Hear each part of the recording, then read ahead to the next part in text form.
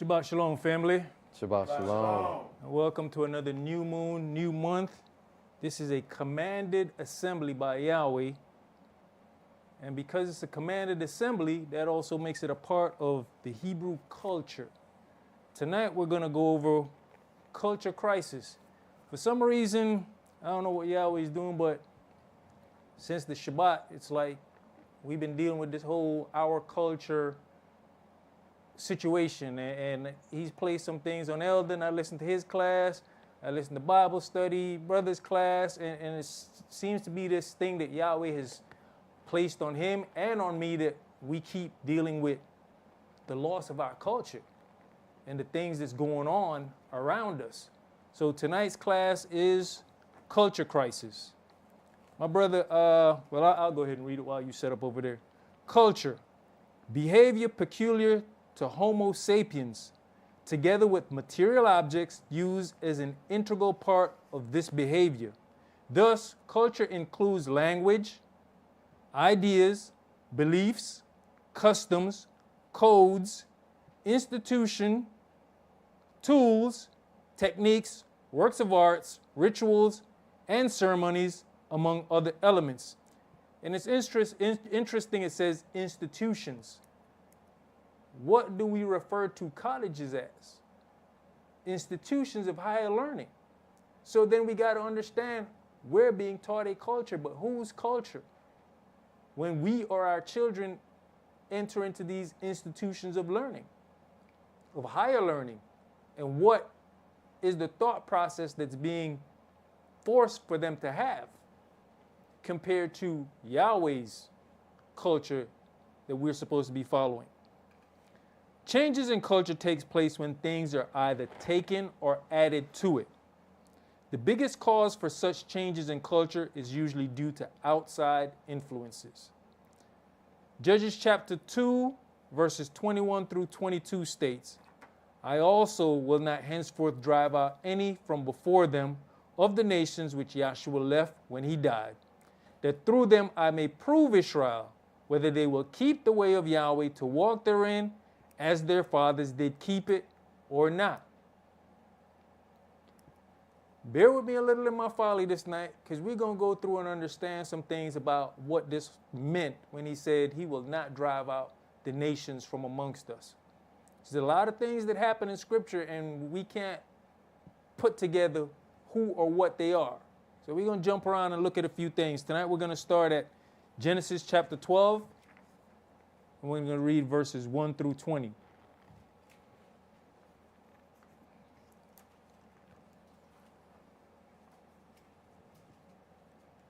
You know, for my people in the media department, can you back up to slide 3 for me, please?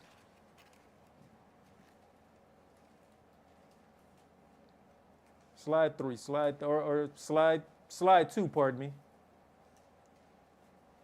Now, if you look at the picture, this is a picture of a carving of Hebrew Israelites.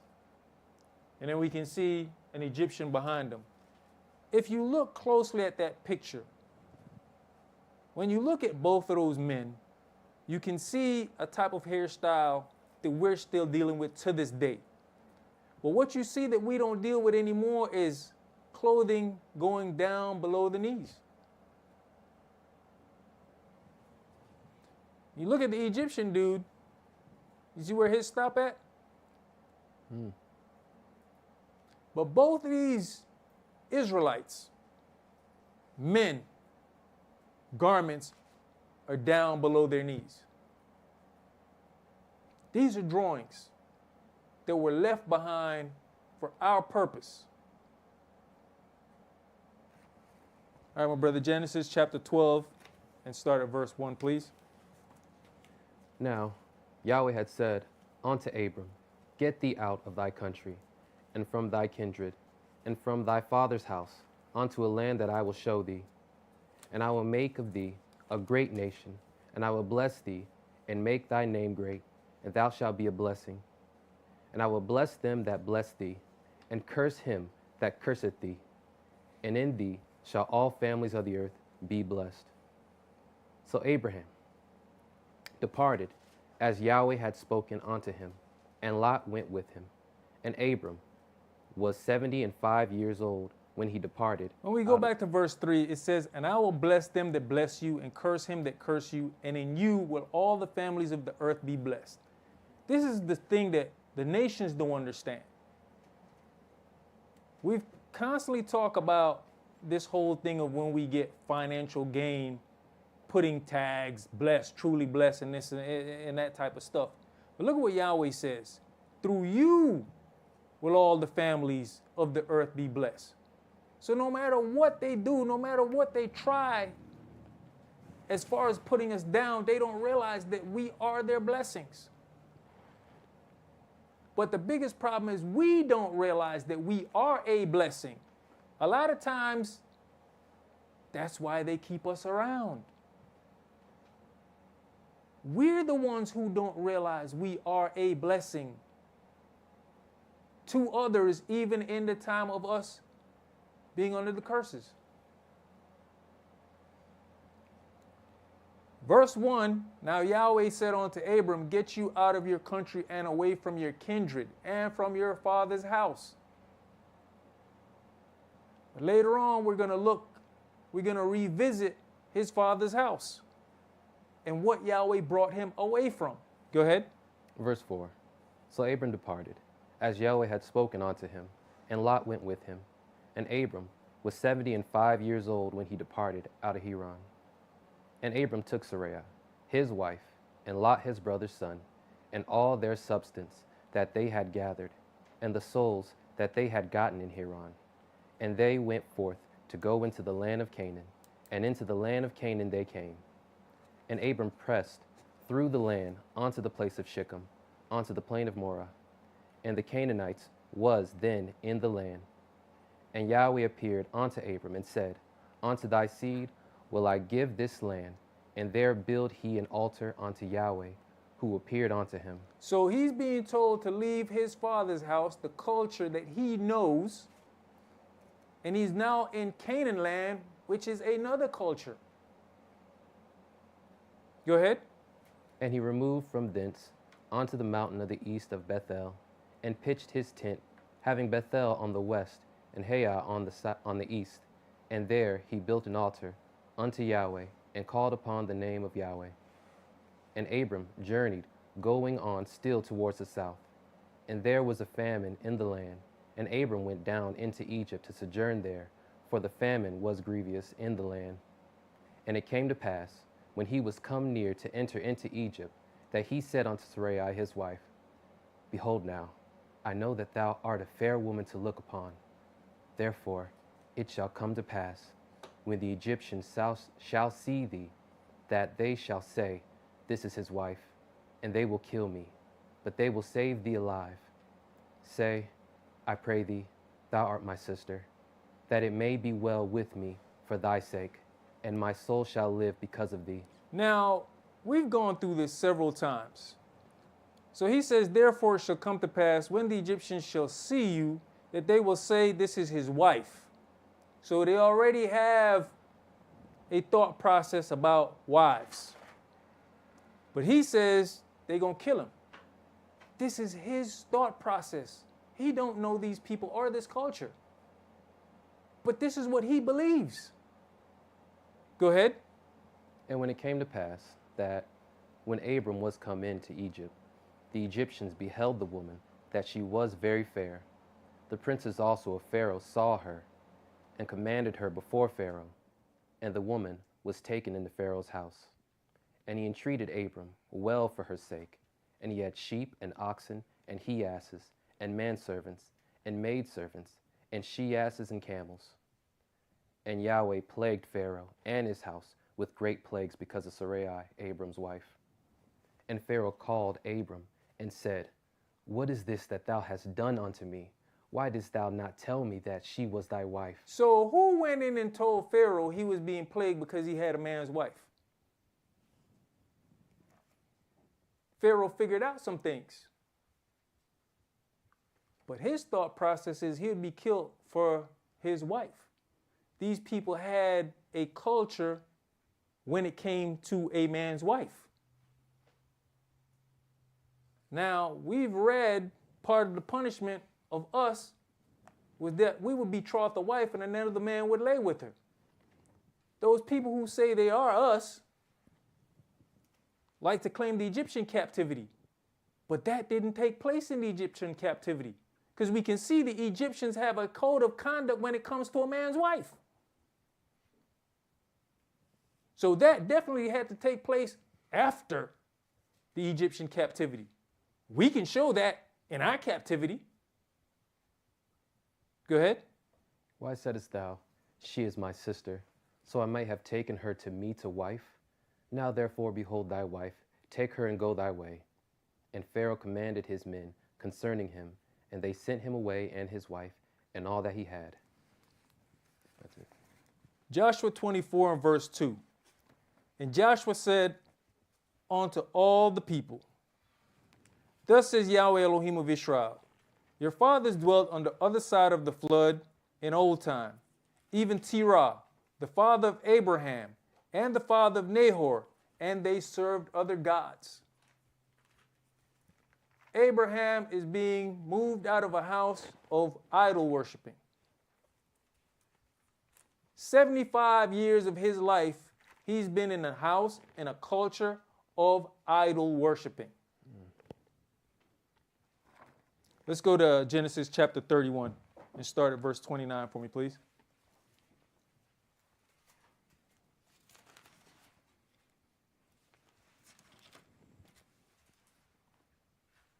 Verse 29, it is in the power of my hand to do you hurt.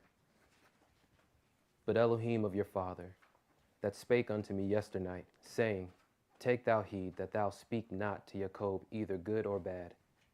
And now, though thou wouldest need be gone, because thou sore longeth after thy father's house, yet wherefore hast thou stolen my gods?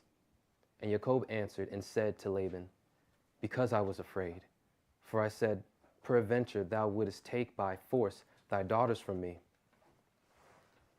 With whomsoever thou findest thy gods, let him not live. Before our brethren, discern thou what is in thine with me, and take it to thee. For Jacob knew not that Rachel had stolen them. And Laban went into Jacob's tent, and into Leah's tent, and into the two maidservants' tents. But he found them not. Then he went out of Leah's tent, and entered into Rachel's tent. Now Rachel had taken the images, and put them in the camel's furniture, and sat upon them. And Laban searched all the tent, but found them not. And she said to her father, Let it not displease my master that That's it, my brother. That's good. Verse 35. What is that? That's it. Verse 35. Appreciate it. Oh, okay. Rachel is the daughter of Laban, right? Rebekah, the wife of Esaac, is the sister of Laban. Laban is the son of Bethuel. Bethuel is the son of Nahor. Nahor is the son of Terah. Abraham is also the son of Terah. The same Terah that Yahshua said served other gods, plural. Idols. So 5 generations later, those that were left behind of the house of Terah are still serving other gods.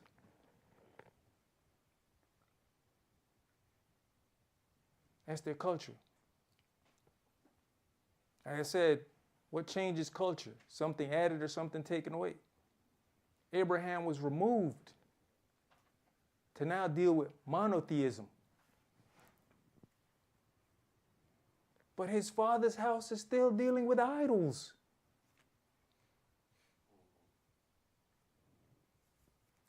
This is where he's sending, they've all gone back to get wives from out of this culture and this family, but they're still serving idols. 5 generations later.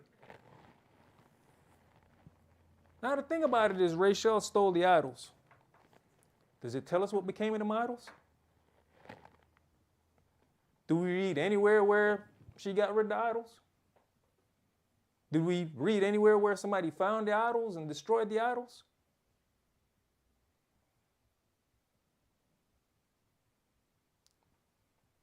So our beginning came out of idol worship. And some people just can't let go of the idols. But those idols keep coming up to destroy a culture that Yahweh pulled out Abraham to give to Abraham. So then we understand later on when he says, I'm leaving these nations around you to prove you whether you're going to follow me or not. That's always been there. It's not going anywhere.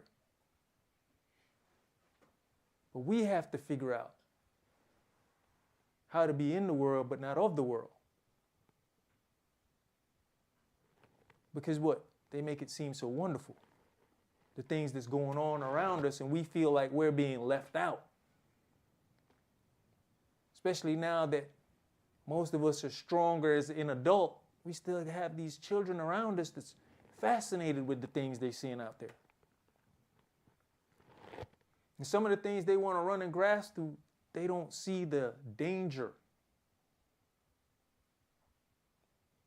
They have the concept of Yahweh's rules and regulations, but they don't understand that a little dab will do you.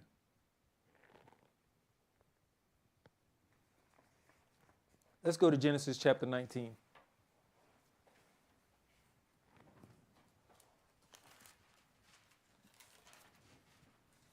So we've got idols, and then we have other behavior that's placed around us. It's also meant to prove us. It's just not about the idol worshiping. It's also culture in the way you carry yourself, in your behavior. Genesis chapter 19, and let's read verses 1 through 15 to start. And there came 2 angels to Sodom at even, and Lot sat at the gate of Sodom. And Lot, seeing them, rose up to meet them, and he bowed himself with his face towards the ground. And he said, Behold now, my masters, turn in, I pray you, into your servant's house, and tarry all night, and wash your feet, and ye shall rise up early, and go on your ways. And they said, Nay, but we will abide in the street all night. And he pressed upon them greatly, and they turned in unto him, and entered into his house. And he made them a feast, and did bake unleavened bread, and they did eat. But before they lay down, the men of the city, even the men of Sodom, compassed the house around, both old and young, all the people from every quarter. And they called unto Lot, and said unto him, Where are the men which came in thee this night? Bring them out unto us, that we may know them. And Lot went out at the door unto them, and shut the door after him, and said, I pray you, brethren, do not so wickedly. Behold now, I have 2 daughters, which have not known men. Let me, I pray you, bring them out unto you, and do ye to them as is good in your eyes. Only unto these men do nothing, for therefore came they under the shadow of my roof. And they said, Stand back. And they said again, This one fellow came in to sojourn, and he will needs be judged. Now will we deal worse with thee than them with them? And they pressed sore upon the man, even Lot, and came near to break the door. So they're making it quite clear that you came to live amongst us. We didn't come where you were at. You came where we're at. Go ahead. Verse 10. But the men put forth their hand, and pulled Lot into the house to them, and shut the door. And they smote the men that were at the door of the house with blindness, both small and great, so that they were worried themselves to find the door. And the men said unto Lot, Hast thou here any besides, son-in-law, and thy sons, and thy daughters, and whatsoever thou hast in the city, bring them out of this place. For we will destroy this place, because the cry of them is waxing great before the face of Yahweh, and Yahweh hath sent us to destroy it. And Lot went out and spake unto his son-in-law, which married his daughters, and said, Up, get you out of this place, for Yahweh will destroy this city. But he seemed as one that mocked unto his sons-in-law. So now, these son-in-laws, of what culture were they? Because now that develops a mindset. And as we can see, this is also the mindset being pushed on us by every television program that we watch, that our kids watch, every commercial. Even when you're out and about nowadays. So when it becomes normal and you say something about it, they're mocking you. Because this is normal. These are the times that we're living in. We are trying our best to hold the culture, but while we're doing that, the nations are trying their best to pull it out of our children and even us, if we allow it to happen.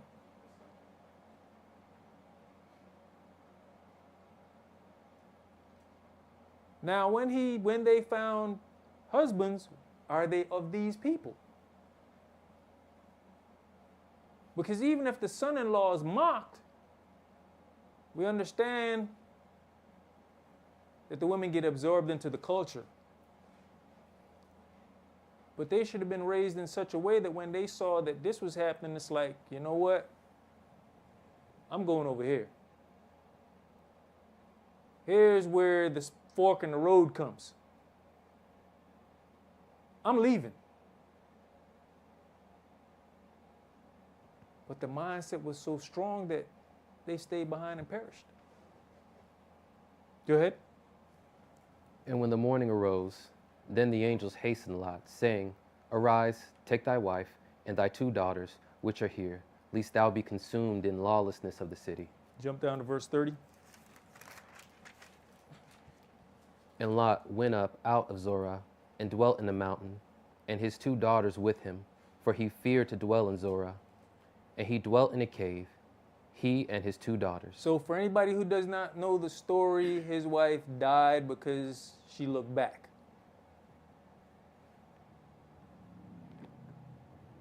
Go ahead. Verse 31. And the firstborn said unto the younger, Our father is old, and there is not a man in the earth to come in unto us after the manner of all the earth.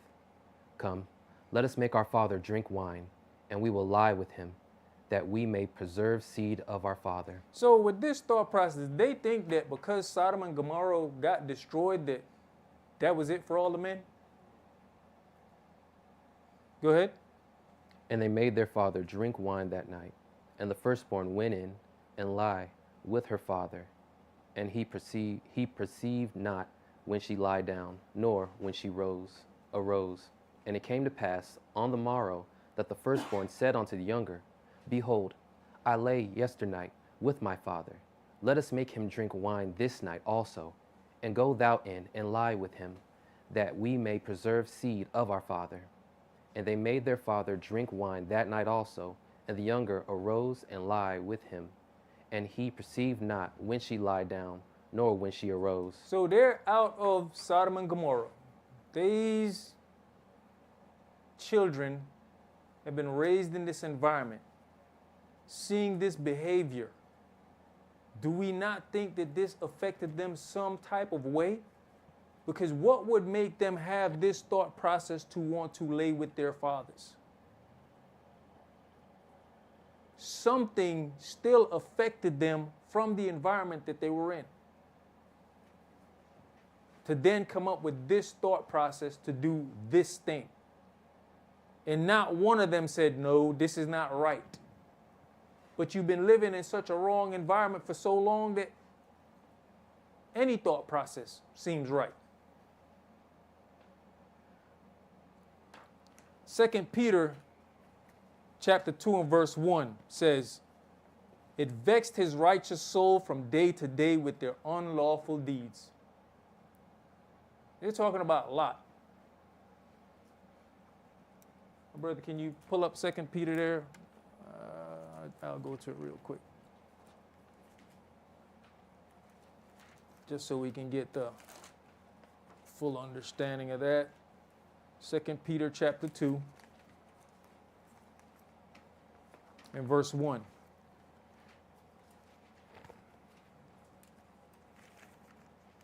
I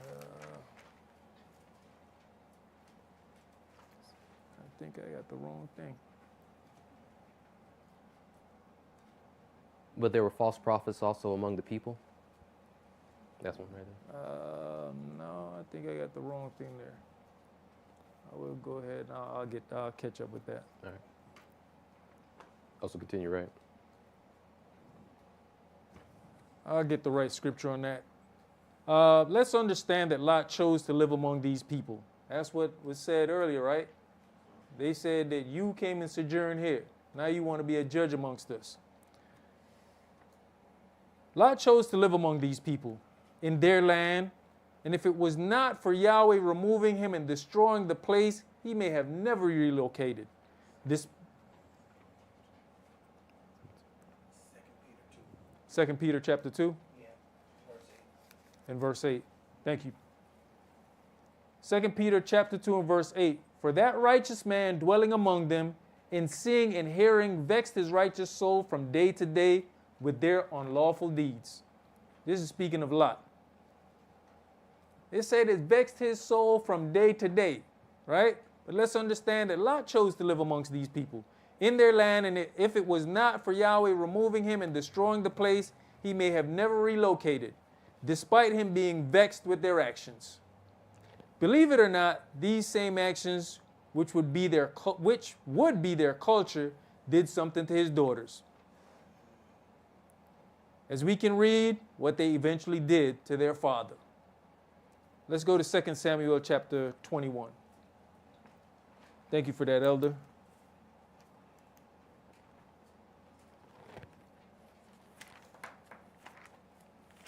Second Samuel chapter 21.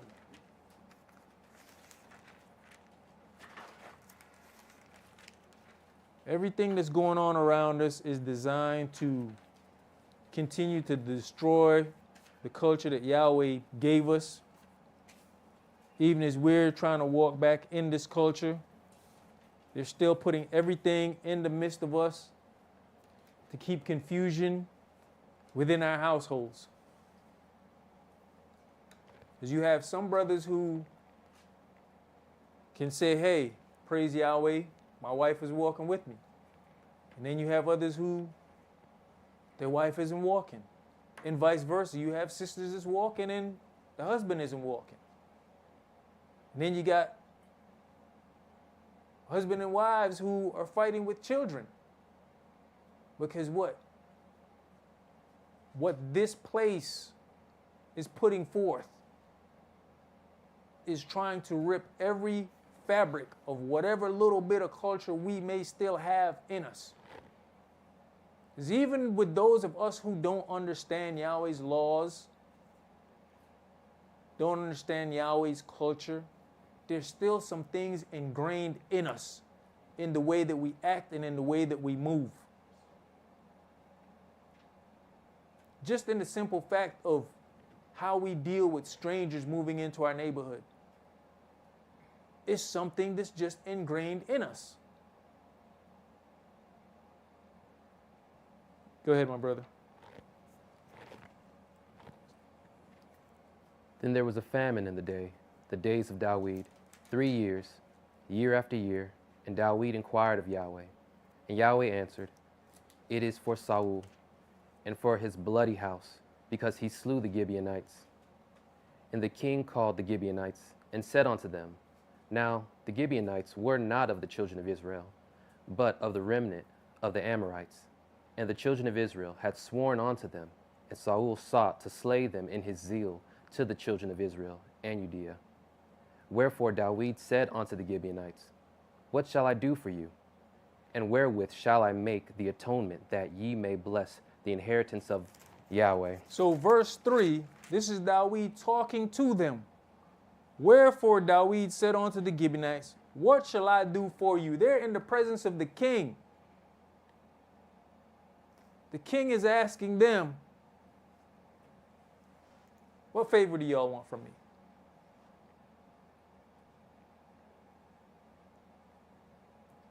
That kind of puts you in a different mindset when the king calls you and say, hey man, what can I do for you? Might make you a little bit comfortable to think you've got the favor of the king at that point in time.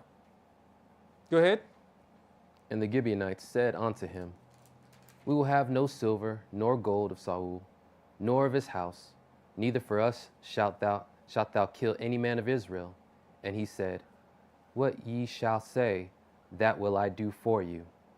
And they answered the king, And the man that consumed us, and that devised against us that we should be destroyed from remaining in any of the coast of Israel, let 7 of his sons be delivered unto us, and we will hang them up unto Yahweh in Gibeah of Saul, whom Yahweh did choose.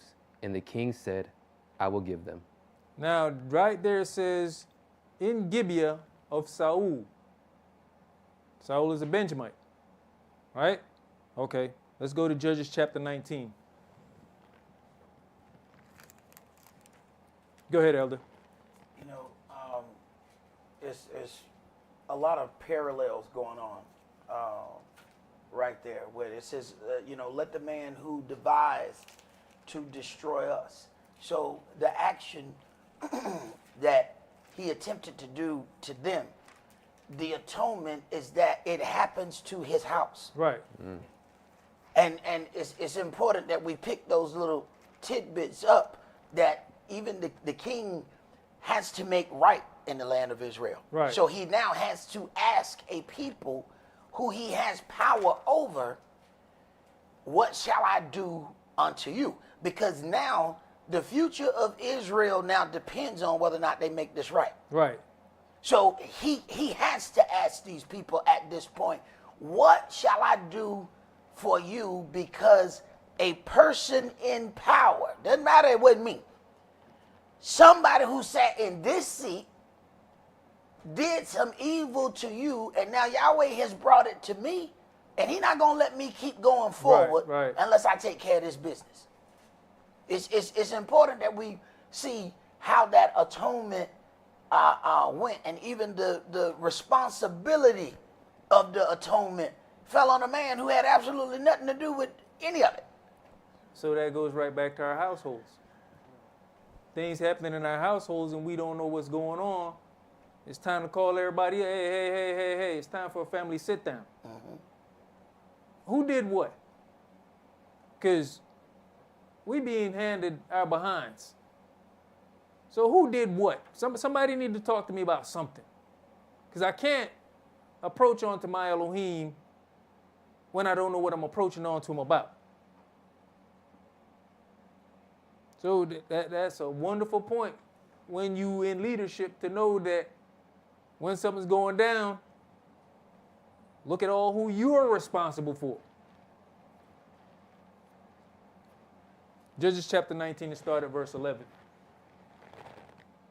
And when they were by Jebus, the day was far spent. And the servant said unto his master, Come, I pray thee, and let us turn into the city of the Jebusites, and lodge in it. So to bring up the speed, this is the situation where this man's concubine left his house, went back to her father's house to play the harlot. He's now got her, and he's heading back home with her and his servant. Night is coming down. He's trying to figure out where they're going to spend the night. And as we can see, he's particular about where he's trying to be. There's a point in time, even in our travels in this country, it still is, where you have to be concerned about where you stop for the night to lay your head. It may not go well with you. So we've always had these situations in these nations around us with these problems. Nothing's changed. The location has changed. As far as how the nations feel about us. Go ahead. Verse 12. And his master said unto him, We will not turn aside hither into the city of a stranger. That is not the children of Israel. We will pass over to Gibeah. And he said unto his servant, Come, and let us draw near to one of these places to lodge all night in Gibeah or in Ramah. Here's the big problem. This man thought he would be better off being in a city that belongs to one of his people. And isn't that what we get our problems come from our own. We go amongst our own and we will attack each other. We don't mess with strangers. But this man said, I'm not staying in the land of these strangers. I'm going over into the city, the city of my people. Go ahead. And they passed on and went their way, and the sun went down upon them when they were by Gibeah, which belongeth to Benjamin. So earlier it said Gibeah of Saul. Now it says Gibeah, which belongs to Benjamin. Saul was a Benjamite. Go ahead. And they turned aside thither to go in and to lodge in Gibeah. And when he went in, he sat him down in the street of the city, for there was no man to take them into his house to lodge. And behold, there came an old man from his work out of the field at even, which was also of Mount Ephraim, and he sojourned in Gibeah. But the men of the place were Benjamites. And when he had lifted up his eyes, he saw the wayfaring man in the street of the city. And the old man said, Whither thou goest thou, and whence comest thou? And he said unto him, We are passing from Bethlehem, Judea, towards the side of the Mount Ephraim. From thence am I. And I went to Bethlehem, Judea, but I am now going to the house of Yahweh, and there is no man to receiveth me to house. Yet there is both straw and provender for our asses, and there is bread and wine also for me, and for thy handmaid, and for the young men which is with thy servants, there is no want of anything. And the old man said, Peace be with thee. Howsoever, let all thy wants lie upon me, only lodge not in the street. So he brought him into his house, and gave provender unto the asses, and they washed their feet, and did eat and drink. So just like in the situation where Lot was in Sodom and Gomorrah and knew some things, this old man knew some things. Yeah, you got all that stuff, but you don't need to be out in the streets. Go ahead. Now, as they were making their hearts merry, behold, the men in the city, certain sons of Belial, beset the house round about, and beat at the door, and spake to the master of the house, the old man, saying, Bring forth the man that came into thine house, that we may know him. And the man, the master of the house, went out unto them, and said unto them, Nay, my brethren, nay, I pray you, do not so wickedly, seeing that this man is come into mine house. Do not this folly. So while he was in the streets, he said there's nobody to give us lodging. But there was somebody watching, or somebody's watching. And in the cloak and darkness of the night, they showed up.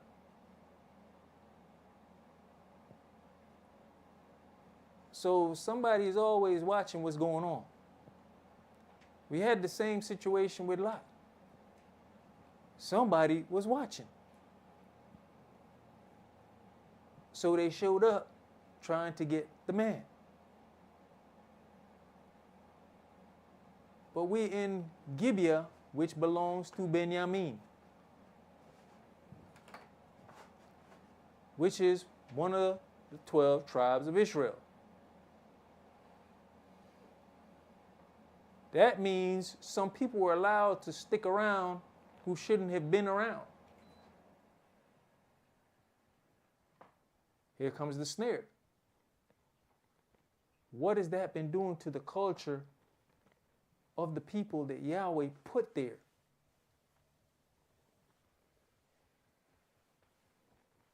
Go ahead. Behold, here is my daughter, a maiden, and his concubine. Them will I bring out now, and humble ye them, and do with them what seemeth good unto you. But unto this man do not so vile thing. Is that where you want me to stop? Yep. So he's pleading for the life of this man, asking them not to do this vile thing. It's the same thing we see in Sodom and Gomorrah, but the angels had to blind these men to stop the action. This situation goes on to the point that this woman ends up dying. But then Benjamin did what? Condoned the actions of these people by not letting them go to face judgment.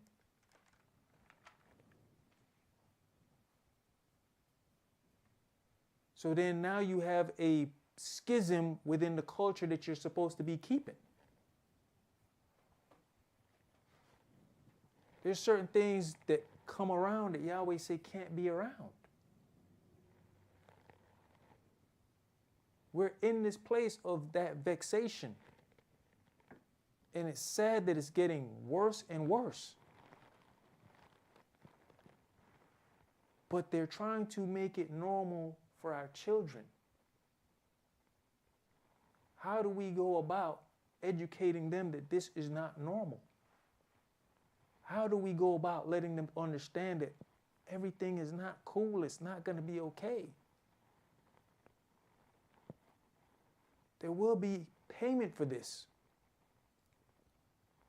But it's our children mostly that you see that this is being pushed at.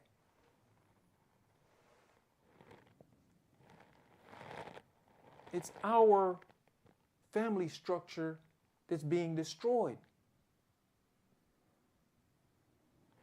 But the thing is about it is that they understand more than we understand when it comes to the culture. And we're going to get into that here in a minute, because we're going to see that what we don't even understand is they're playing with our culture with it right in front of us. But we believe it's their culture.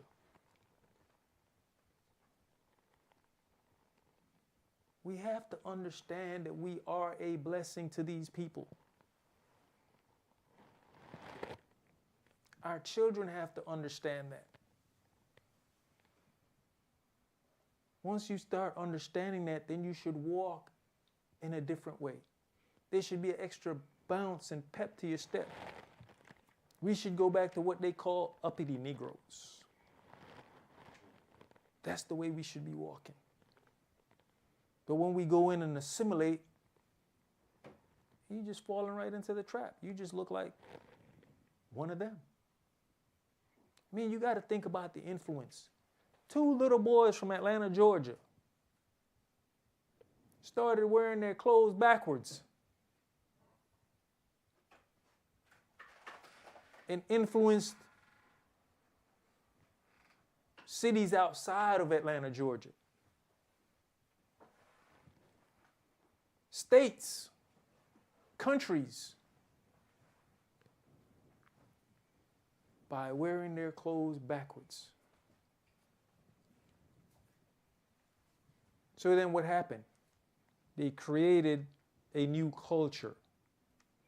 They were able to input something into the culture. Just that quick, just that easy, just that simple. Let's go to Proverbs chapter 3, please.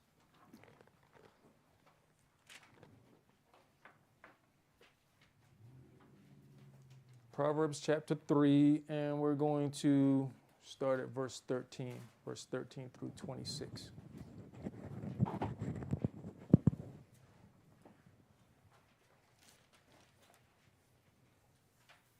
Happy is the man that findeth wisdom, and the man that getteth understanding. For the merchandise of it is better than the merchandise of silver, and the gain thereof than fine gold. She is more precious than rubies, and all the things thou canst desire are not to be compared unto her. Length of days is in her right hand, and in her left hand riches and honor. Her ways are ways of pleasantness, and all her paths are peace.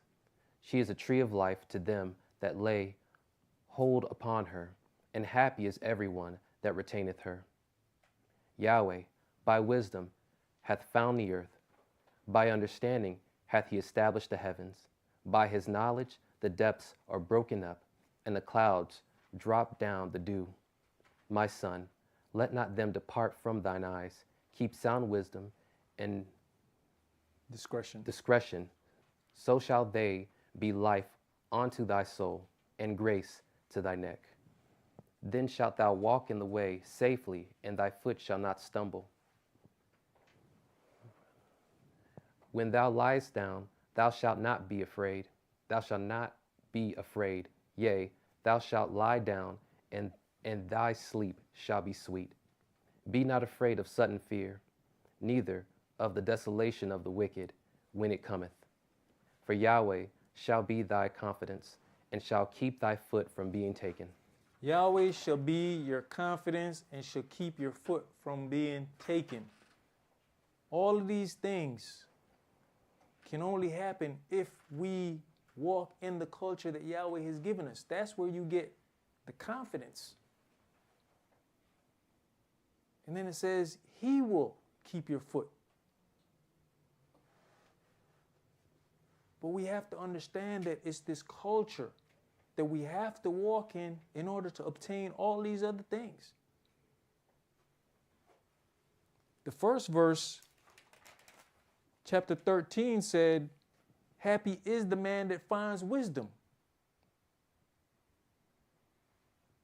That wisdom is here in this book. Understanding. But they don't want us to be happy. Once again, you are happy, that brings on the uppity Negro. This is our guidance. This is our confidence in knowing what Yahweh has set forth for us. The promises made to our forefathers. Knowing that this is but for a time.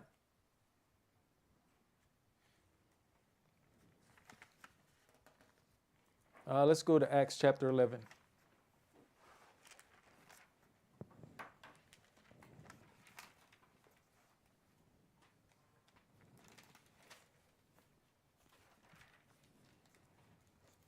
I mean, right now they're getting ready to do their elections. And of course, it's got the whole country on a standstill. People not spending money. Everybody's watching to see who's going to get in the White House. I mean, honestly, what is that going to change for us as a people? Even the people who are worried about it, that's not us, what is that going to change for them? Whatever is going on is on the upper echelon that we're not even going to benefit from. They're not going to benefit from it either because they're not high enough on the totem pole. But as they're doing all these things, there's little tidbits that are being thrown around that we need to be paying attention to. Instead of being distracted with the P. Diddy situation. That's just another distraction. Because everything that's being done is sleight of hand. But they kind of know what we're focused on. So they'll throw that over there, so we're looking over there while all the changes are being made on this side. I'm hearing of what? This is what, the third attempt on Trump's life? When have we ever, fourth attempt? Fourth attempt. When have we ever heard of anything like that on a president? And it's like, just another day. We're talking about a man who used to be the president of the United States, who has Secret Service following him everywhere he goes. At this point, he might as well be living in the hood. Walking through the neighborhood with the dealers fighting against each other on each side of the road. It seems like that's what's going on. Hey, man, he going to have more hood cred than anybody else in a minute. 4 attempts? I mean, they done tried to lock him up. Hey, he getting his brother card, ain't he? Hey, go ahead and read there, man. All right. Verse 19. Yep, Acts chapter 11 and start at verse 19, please. All right.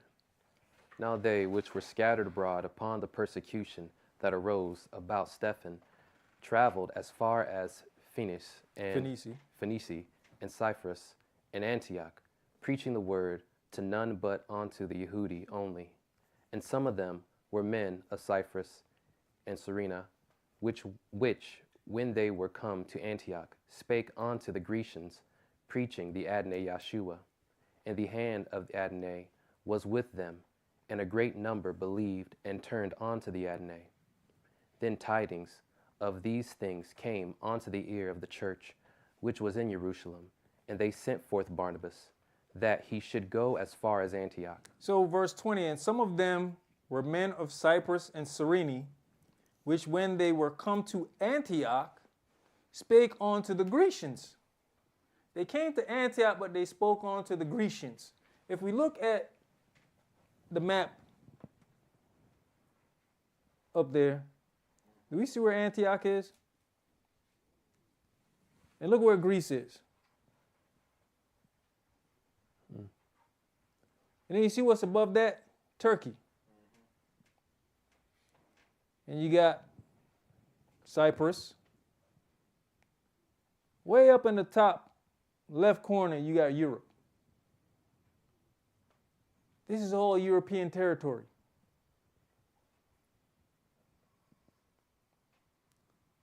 This is all up in the area where our people are at. Next to Turkey is where Antioch is. This is where those brothers are at right now as we're reading this. That's the location they're at. Okay, continue reading. Verse 23. Who, when he came and had seen the grace of Elohim, was glad and exhorted them all, that with purpose of heart they would cleave unto the Adonai. For he was a good man, and full of the Holy Spirit, and of faith, and much people was added unto the Adonai. He departed Barnabas to Then departed Barnabas to Tarsus for the seek Saul, and when he had found him, he brought him unto Antioch. And it came to pass that a whole year they assembled themselves with the church and taught much people, and the disciples were called Christians first in Antioch. So where were they first called Christians?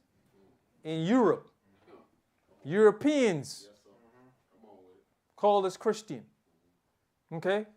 Who now controls Christianity? Go ahead. And in these days came prophets from Jerusalem unto Antioch, and there stood up one of them, named Abagus, and signified by the Spirit that there should be a great dearth throughout all the world, which came to pass in the day of Claudius Caesar. Then the disciples, every man according to his ability, determined to send relief unto the brethren which dwelt in Judea, which also they did, and sent it to the elders by the hands of Barnabas and Saul. I'm going to read some stuff out of a book called From Babylon to Timbuktu. So we see we're in Europe and we're being called Christians, right? The Prophet Muhammad adopted many principles and laws from the Jewish religion.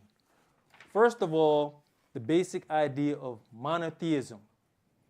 That's what Abraham was removed from serving idols and gods, plural, to serving one God. That's the thought process of one God, which is the belief of one God. The Jewish confession of the unity of Elohim is Shema Israel Adonai Eloheinu Adonai Ehad, which is, hear, O Israel, the Adonai, our Elohim, the Adonai is one. The Mohammedan slogan is as follows. Before they were called Muslims, they were called Mohammedans, because Muhammad's the founder of their movement. La ilaha illa Allah, Muhammad Rasul Allah. There is no God but Allah, and Muhammad is the prophet of Allah. We see where culture jacking is beginning to happen. Before this, the Arabs possessed 360 idols, one for each day.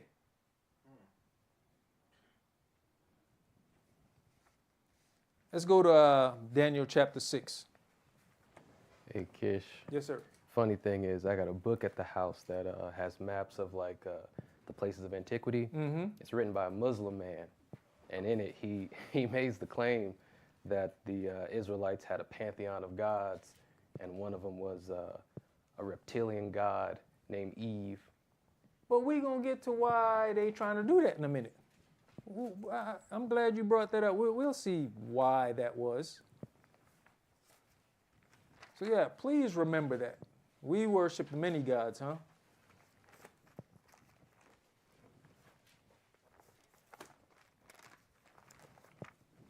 And one of them was named Eve, huh? Give me the page number. Huh? Give me the page number. 900.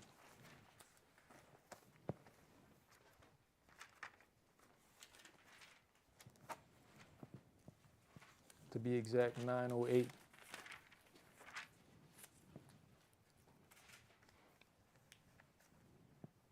Daniel chapter 6 and start at verse 5, please.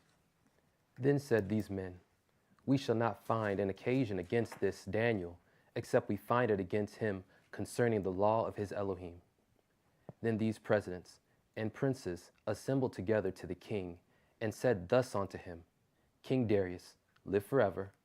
All the presidents of the kingdom, the governors and the princes, and the counselors and the captains, have consulted together to establish a royal statute, and to make a firm decree, that whosoever shall ask a petition of any god or man for 30 days, save of thee, O king, he shall be cast into the den of lions. So you can't ask no petition of no God, but of the king. You understand the position that you putting the king in?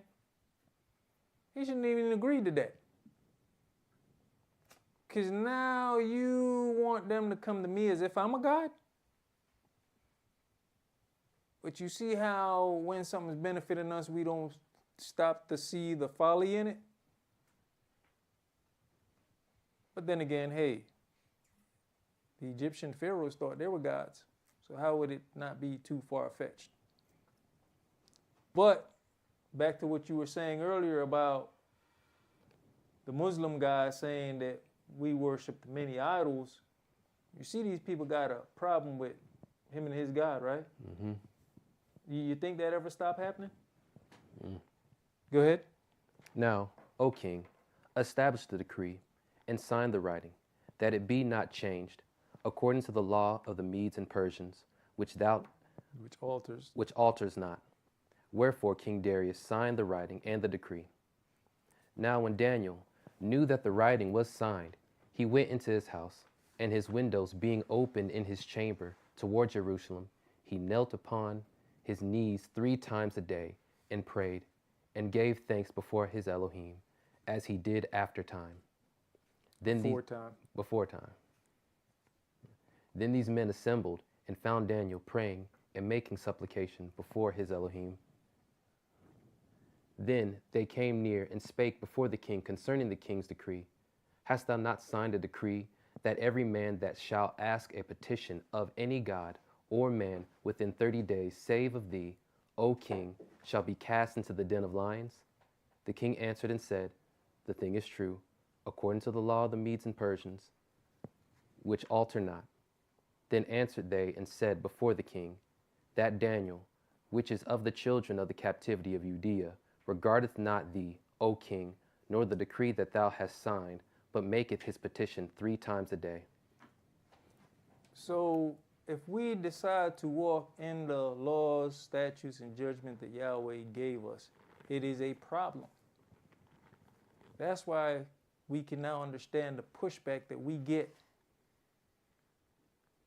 on a lot of stuff that we put out. You keep in mind that Daniel was already one of the workers under the king. He had a position. But he was not disrespectful to do this while on his job. He did this in his quarters, in his private area. But they went so far as to watch to see what he was doing. But he said, I'm not changing what I do in my house. I've been praying in front of the window. I'm not going to stop praying in front of my window in my house. That's where we got to understand where our boundaries lie. You go on these jobs, you leave these folks' jobs alone. But once you get off the clock and off of their property,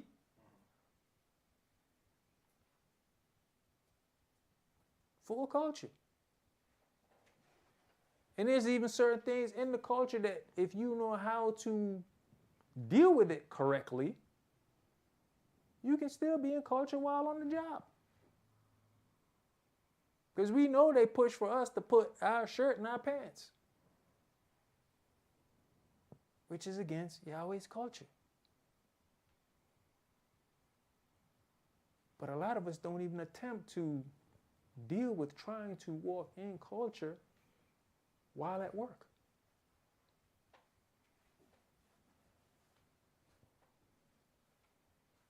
We're not telling you to go to work and try to convert nobody. I'm saying still be able to walk in culture while at work. Not discussing culture while at work. There's a difference. Did you finish that, my brother? Mm-hmm. All right. So we see here Daniel had an issue because he prayed 3 times a day and gave thanks before his Elohim as he did aforetime. He didn't stop. Muhammad adopted also the main details of the Jewish calendar, the Day of Atonement, the Shabbats, much of the Bible, and narratives from the Midrash, and many points of the ritual law. Trying his best, Muhammad sought to convert the Yehudims to his new religion. Now you understand why they threw that around and say that we the ones who were worshiping idols? Mm-hmm. But to no avail. The Yehudis were adamant and resistant to change. The high esteem which the prophet held for the Yehudims was transformed to enmity, hatred. Why? Because we would not fold to what you got going on. Bro, you just came from worshiping 360 different gods. You're taking my stuff and you want me to convert to what you've got going on? What sense does that make? But that's how quick they think we'll just roll over. And instead of allies, he looked upon them as competitors. Now our culture becomes competition. That's why I've said it several times. If you look at our cultural dress and the cultural dress of Islam, you will see similarities. But those similarities also come from the fact that Ishmael was one of Abraham's sons. So he would have been raised in the culture up unto a certain point of his life. Muhammad needed the confirmation of the influential Yehudims to validate his mission, as all upstarts need the backing of someone influential. Muhammad therefore turned against the Yehudis and became their tormentor. Now we can understand the Islamic slave trade, right? All right, let's get into the Maccabees. Maccabees chapter 6.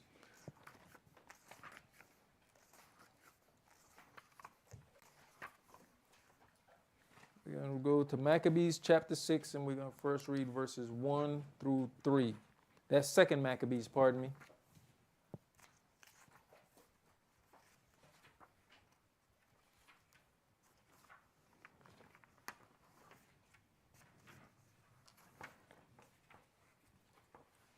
Second Maccabees chapter 6.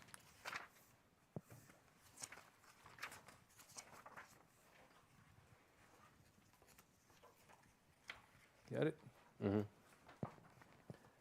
Not long after this, the king sent an old man of Athens to compel the Yehudi to depart from the laws of their fathers, and to not live after the laws of Elohim, and to pollute also the temple of Jerusalem, and to call it the temple of Jupiter, Olympus, and that in Grism, the Jupiter, the defender of strangers, as they did desire that dwelt in the place. So not long after this, the king sent an old man of Athens to compel the Yehudims to depart from the laws of their fathers, not to live after the laws of Elohim. When we go back to that last thing that I read, it says, Muhammad needed the confirmation of the influential Yehudims to validate his mission. Influential old man. Go ahead. And the coming in of this mischief was sore and grievous to the people. All right, go ahead and jump to verse 18.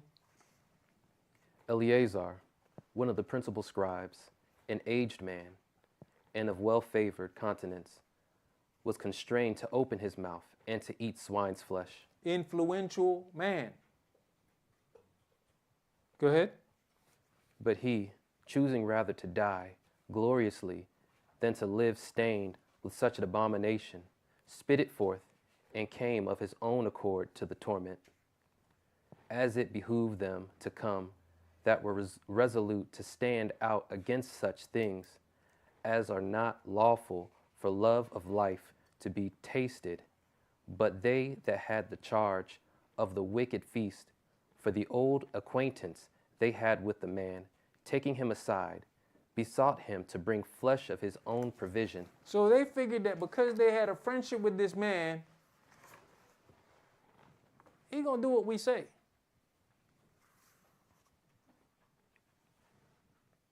So we see that, as Elder has said several times, the biggest gift that blinds can be friendship. But can you stand on Yahweh's word when you realize this friendship is going against Yahweh's culture? This man's the age. You think that he's weak and just going to bend.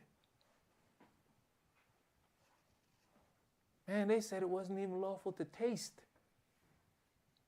What have we been polluted with our whole lives before coming into this word? He said not to even taste it. Go ahead.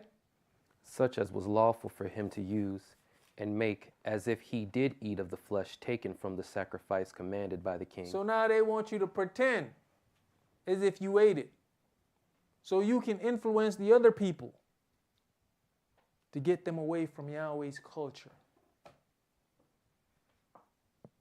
Something simple as food. Go ahead, Elder. Is this not a commercial? Yeah. They pay actors to say, Kellogg's is delicious. This is a commercial. Yeah.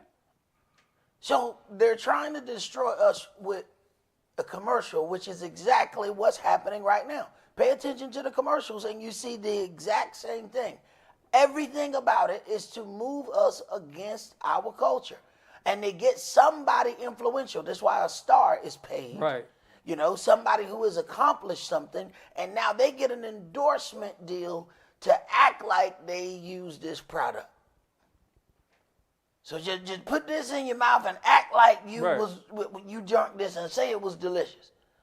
Say that this is tasty. The exact same thing is happening right now. You ever seen, it's one of those MMA fighters that's got to promote the Monster drink. And you'll see him, but you can tell he never drank it. Yeah. But then we all running around buying these Monster drinks, tearing us up. But where do you have some type of something inside of you that says, not for love or money, I'm not doing this. I don't drink this product. I don't eat this. I'm not going to help endorse this. Because a lot of times when you endorse a product, they send you that product. So if you're endorsing Nike, Nike will send you free shoes. I should walk in your closet and you got all different type of Nikes because you're endorsing their product. So what are you doing with the products when you get it that you're endorsing, but you don't partake of that product? Who are you giving it to? So have you not now sinned because you're influencing the people and then you've sinned by giving it to somebody else? Go ahead. Verse 22, that in so doing he might be delivered from death, and for the old friendship with them find favor.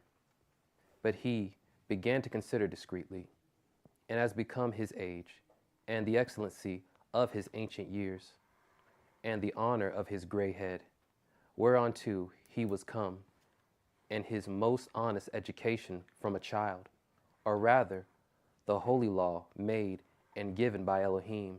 Therefore he answered accordingly, and willed them straightway to send him to the grave. For it becometh not our age, said he, in any wise to disassemble, whereby many young persons might think that Eleazar, being 80 years old and 10, were now gone to a strange religion. And so they, through mine hypocrisy, and desired to live a little time and a moment longer, should be deceived by me, and I get a stain to mine old age, and make it abominable. So, and he said, and so they through my hypocrisy and desire to live a little time and a moment longer. Man, you don't control lifespan. I can do this now. You can tell me, hey, it'll go well with you if you do this. And I do it, and Yahweh take my breath away right then and there. You don't control. And now this is then going to put a stain on me being in the first resurrection and being in the kingdom and living forever? I don't think so. Go ahead. Verse 26, for thou for the present time I should be delivered from the punishment of men, yet should I not escape the hand of the Almighty, neither alive nor dead.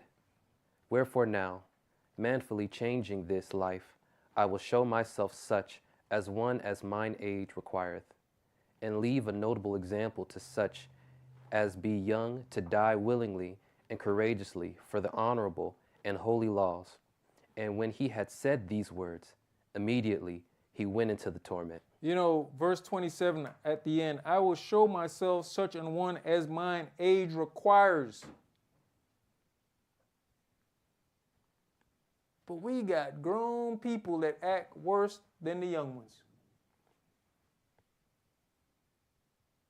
He said, I'm going to act according as one that my age requires that I should be acting.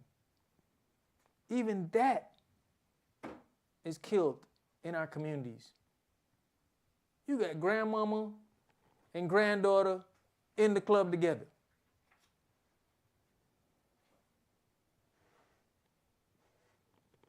And if you don't mind sharp, they probably out dating within the same circle of people. Because what? People don't want to accept their age and act the way that aged person should act. Go ahead. Verse 29, they that led him changed the good will they bear him a little before into hatred. Didn't we see that same thing? Didn't I just read the same thing about Muhammad? Once it didn't go their way, then hatred steps in. Go ahead. Because the foresaid speech proceeded, as they thought, from a desperate mind. But when he was ready to die with stripes, he groaned and said, it is manifest unto Yahweh, that hath the holy knowledge, that whereas I might have been delivered from death, I now endure sore pain in body by being beaten, but in soul am well content to suffer these things, because I fear him, And thus this man died, leaving his death for an example of a noble, courageous, and a memorial noble courage. And of a memorial of victual, not only unto young men, but unto all his nation. All right. The offspring of Judaism are Christianity and Islam. Now, history was repeating itself. The proponents of Christianity said to the Yehudims, "We accept your Bible, morals, and monotheism." This is the proponents of Christianity, but we were first called Christians in Antioch, which is in Europe. Okay. "Only receive from us. We accept all y'all got, but we need y'all to take this from us, Jesus Christ." But yet they tell us that that's the translation of Yahshua into English. If that was the translation of Yahshua from Hebrew into English, why did we need to receive that from y'all? We already had a Mashiach. We didn't need another one. So why do we need to receive Jesus Christ from y'all? The great prophet, the Messiah, of whom are all the prophets, spoke in the scripture. We already had prophets. Now he's the great Messiah. Because the Yehudims refused, they were despised and hated. See the same thing coming around again? For this very reason, we can now understand why there was an Arab slave trade followed by the transatlantic slave trade, which was headed up by these two new-founded Christians. Their desire was to strip us of the culture Yahweh gave us on one way or another. What I said, culture only changes if you insert something into it or take something out of it. Here's everybody want to accept our culture, but I'll only accept it if you allow this to happen. Isn't that what we're dealing with Christianity? They get in this book, they read this book, but yet all of these holidays that they have has nothing to do with what's in this book. So it's right back to idol worship. But yet you're saying you can accept monotheism. And that's where we get their own twisted version of trying to say Jesus and Yahweh is one. So if they two is one, and the spirits are one, then see, we only worshiping one. But yet all their importance is put on Jesus. Everything you say, every prayer you make is to him. So your important person is who you tried to insert into our culture. And then got mad when we didn't fall for it. But here we are now, majority of our people have grabbed hold of these two religions. And that is the thing, is that these people took our culture and made religion out of it. There's no religion. Let's go to Deuteronomy chapter 4.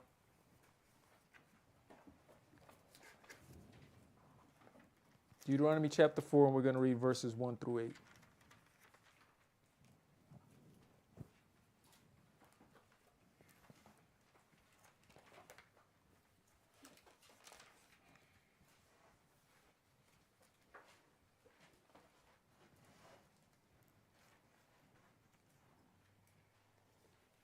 Now, therefore, hearken, O Yisrael, unto the statutes and unto the judgments, which I teach you, for to do them, that ye may live and go and possess the land which Yahweh, Elohim, of your fathers giveth you.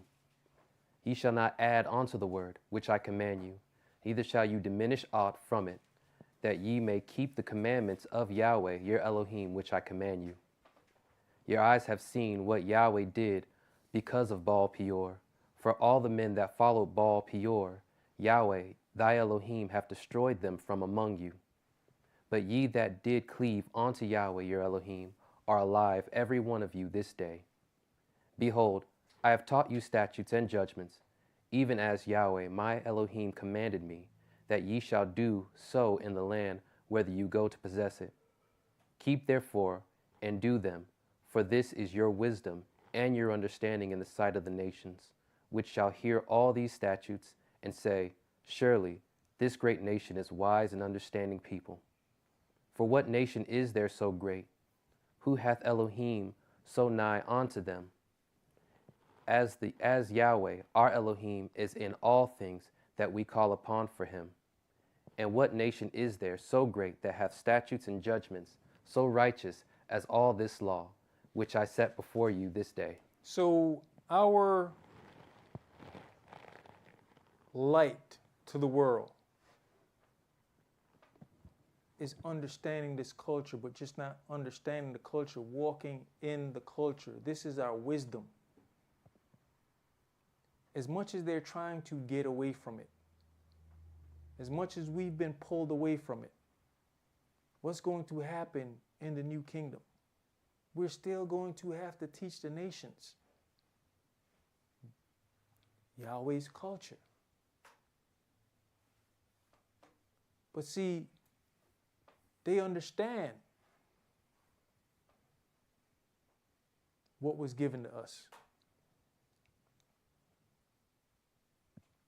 But we can't continue to look like such great people before the nations, especially nations who we took over their land. These people are still there. We can still go find Turkey, Antioch, all these places. So we were going and circuit into these places, teaching them Yahweh's culture. A people who were not a people.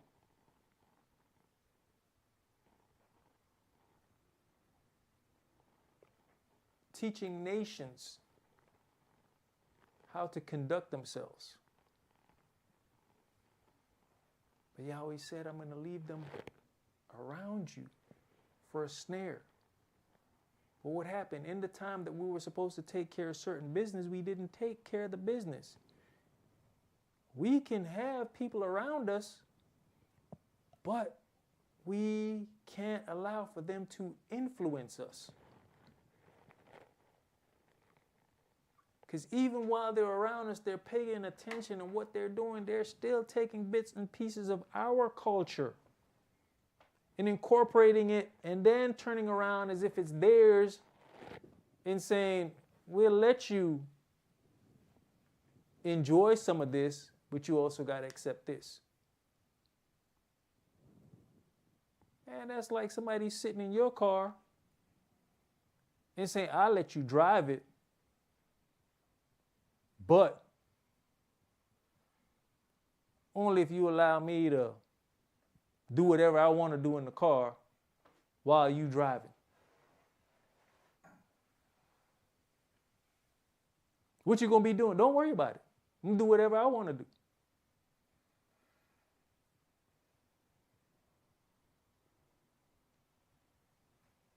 Is that okay? Or even say, I'll let you sit in the car. You can sit in the car, you can sit in it, but you can never drive. It's your car. They taking it down the street and driving on the sidewalk, hitting the poles and everything else, and you don't say nothing. Just be happy I'm letting you ride in the car, in your car. How much of us would agree to that?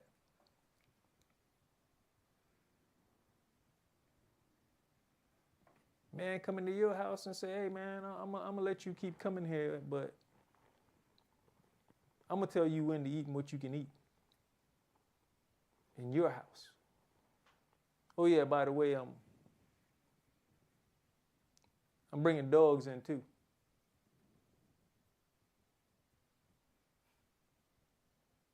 The dogs get to eat before you eat.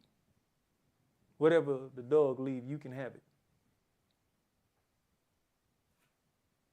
That's what's become of our culture. They want us to eat or deal with the part that they regurgitate and say, it's cool, you can have this portion, but accept this that we brought into the culture. But the bottom line is, it's our culture that they've built their societies on.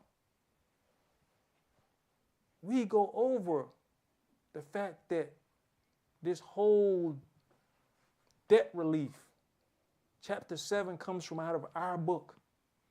We can go in and we can see when mortgage began. We can understand laws that they've used out of this book. But yet they turn around and tell us that there's a religion in the book.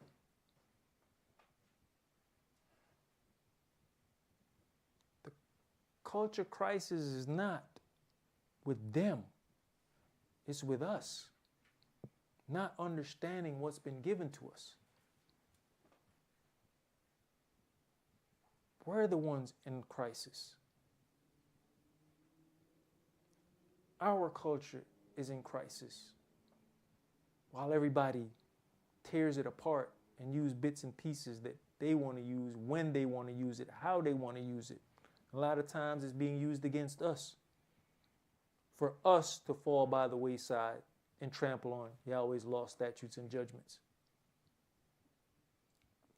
Our children have to also understand this great law that's been given to them to walk in, to be a light of the world. We've seen where it's happened before, where Yahweh took the children in and left the adults. But the way the things are looking, y'all might get left out. Because y'all are desiring the things of this culture.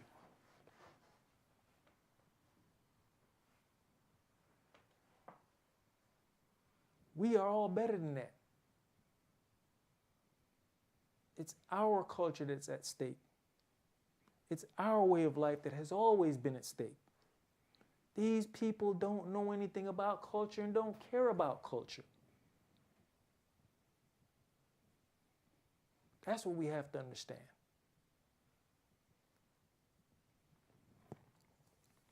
The nations have seen us at our best when Yahweh placed judges in the land. They also know that during those times, Yahweh did not allow for anything to befall us. They also saw the great falling away every time we got away from the culture he gave us. It is for this very reason that there are snares and traps set all around us by the nations. Because we know not who we are as a people. We also don't know that we have a culture. Because we don't know that we have a culture, we're tossed to and fro by everything that the nations set before us. Let's go to 1 Corinthians chapter 6.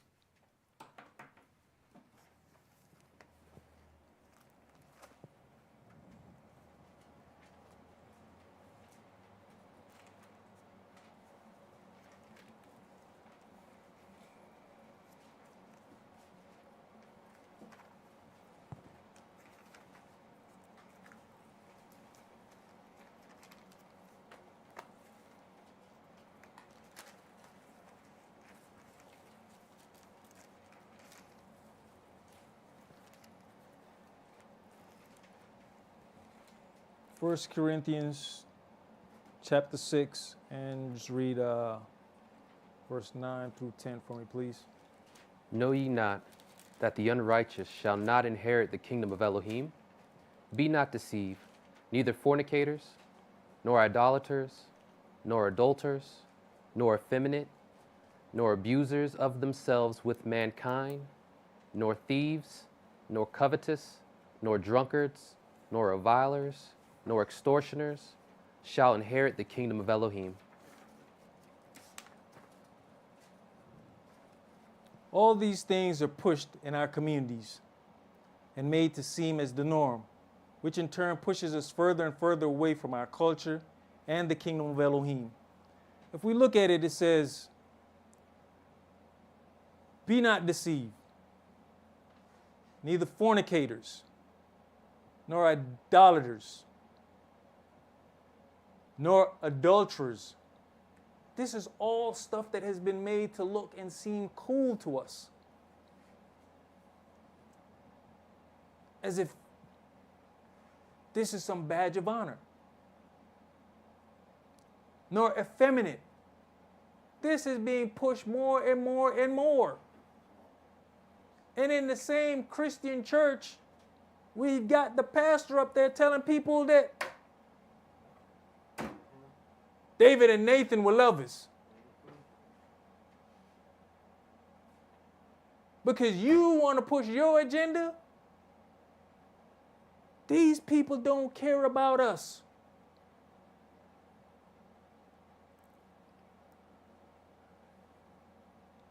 Nor effeminate. What is effeminate if you don't understand? That's a man acting feminine. And not just acting, but we just read about Sodom and Gomorrah. We just read about the situation in Gibeah of Benjamin. These snares have always been there. But the snare is getting worse because now when you turn on your television, it's there. Lot could have chosen to leave Sodom and Gomorrah. Unfortunately, right now for us, we can't leave Sodom and Gomorrah.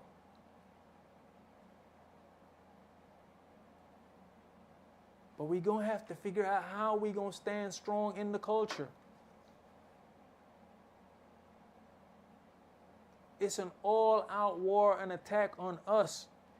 And with the effeminate situation, when you see these commercials, if it's interracial, it's always us that's the effeminate one. Which this goes against what Yahweh set for us as a people. These are the things that our children are being taught to be okay in school, to accept this. These are the people that they're basically being told, you need to be friends with these people.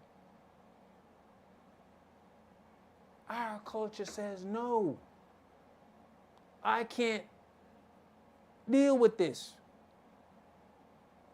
I have no problem with you, but we can't hang like that.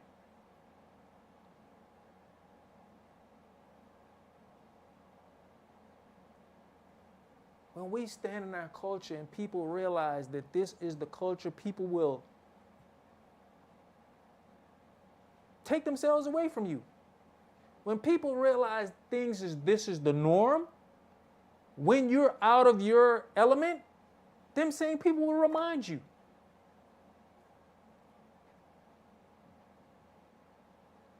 My son is here every Wednesday night for Bible study. He overslept. His roommate came home and said, hey, you ain't supposed to be here. He's not a part of our culture, but he knows his movement. Hey, man, it's Wednesday night. What you doing here? You're not supposed to be here. They will respect it when they see us walking it long enough.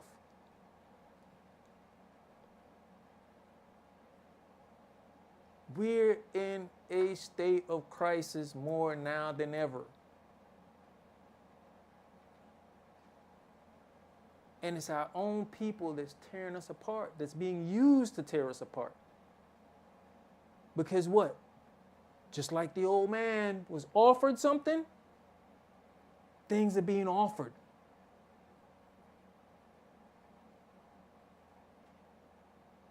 It's sad that we really can't even watch television. It's sad that now we're adults and we think back to some of the cartoons and stuff we watch and we can now see the program has always been there. The programming has always been going on. What elders say, it's always running in the background. But we have to let Yahweh's programming not only work in the background and the foreground and everywhere else. We have to stand in this.